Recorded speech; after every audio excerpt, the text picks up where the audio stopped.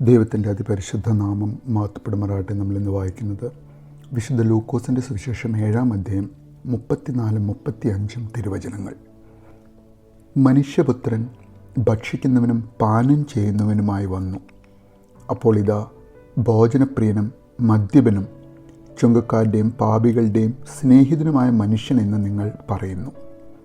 ജ്ഞാനം ശരിയെന്ന് തെളിയുന്നത് അത് സ്വീകരിക്കുന്നവരിലൂടെയാണ്.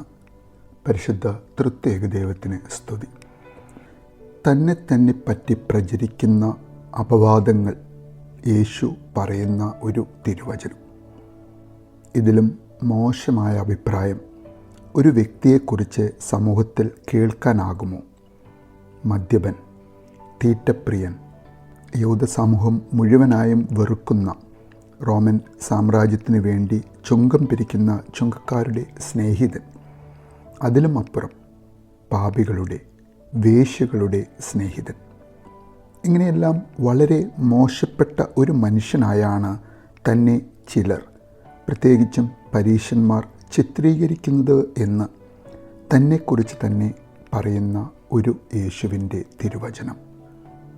ഇങ്ങനെ മോശം നിലയിൽ നിൽക്കുന്നവരോട് കൂടെ പോയി അവരോട് താദാത്മ്യം പ്രാപിക്കുന്ന, അവരുടെ വിരുന്ന് സൽക്കാരങ്ങളിൽ ഒരു ഉളുപ്പുമില്ലാതെ പങ്കെടുക്കുന്ന, അവർക്ക് തുല്യനാകുന്ന യേശു, ശ്രേഷ്ഠനായ മനുഷ്യർ ഒരിക്കലും താഴെയുള്ളവരുമായി, പ്രത്യേകിച്ച് സമൂഹത്തിൽ പേരുദോഷം വരുത്തിയവരുമായി സമ്പർക്കം പുലർത്താറില്ല.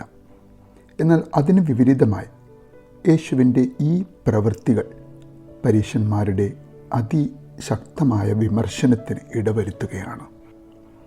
എന്നാൽ ഈ ലോകത്തിലേക്ക് എഴുന്നള്ളി വന്ന ദൈവത്തിന്, ക്രിസ്തുവിന്, അവരുടെ വിമർശനങ്ങളോ അവരുടെ നല്ല സർട്ടിഫിക്കറ്റോ ഒരു പ്രശ്നമായിരുന്നില്ല.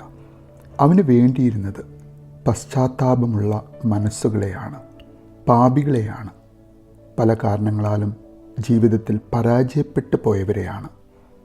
അവരുടെ മാനസാന്തരമുള്ള ഹൃദയത്തിൻ്റെ ആഴം കാണുന്ന യേശു തിരസ്കരിക്കപ്പെട്ടവരെയും അഗതികളെയും ദരിദ്രരെയും സമൂഹത്തിൽ താഴെയുള്ളവരെയും തന്നോടും തൻ്റെ ദൈവരാജ്യത്തോടും ചേർത്ത് നിർത്തുവാൻ ആഗ്രഹിക്കുന്ന ദൈവം.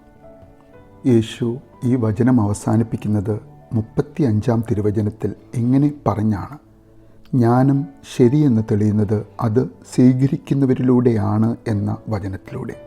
നമുക്കും ആഗ്രഹിക്കാം ജ്ഞാനത്തെ നമ്മിലേക്ക് സ്വീകരിക്കുവാൻ. ദൈവവചനം സ്വീകരിക്കുന്നതിലൂടെ, ദൈവത്തിൻ്റെ വഴികളെ സ്വീകരിച്ച് ആ വഴികളിലൂടെ ജീവിക്കുന്നവരാകുവാൻ നമുക്ക് ഓരോരുത്തർക്കും പ്രയത്നിക്കാം. എന്തിലും ഏതിലും മറ്റുള്ളവരെ വിമർശിക്കുവാനും മറ്റുള്ളവരെ കുറ്റം പറയുവാനുമുള്ള ഒരു ത്വര നമ്മിലില്ലേ?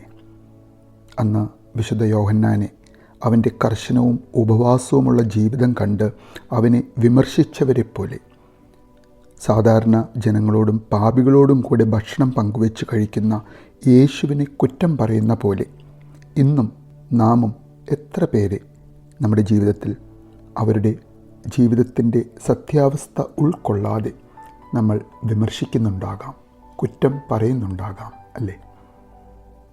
യേശു ആവശ്യപ്പെടുന്ന പോലെ ജ്ഞാനത്തെ സ്വീകരിച്ച്, ദൈവവചനത്തെ സ്വീകരിച്ച്, ദൈവവചനമായ യേശുവിനെ സ്വീകരിച്ച്, അവൻ്റെ തിരുവചനങ്ങൾ ഉൾക്കൊണ്ട് പാപികളുടെ സ്നേഹിതനായ യേശുവിനെ സ്വീകരിക്കുന്ന പാപിയായ നാം ഓരോരുത്തരും അതിനുവേണ്ടി പ്രയത്നിക്കാം, അതിനുവേണ്ടി പരിശ്രമിക്കാം.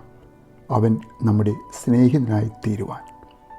അങ്ങനെ നമ്മിലുള്ള കുറ്റം പറയുന്ന സ്വഭാവം, മറ്റുള്ളവരെ വിമർശിക്കുന്ന സ്വഭാവം, അത് നമ്മിൽ നിന്നും പൂർണ്ണമായും മാറ്റിത്തരുവാൻ നമുക്ക് യേശുവിനോട് പ്രാർത്ഥിക്കാം.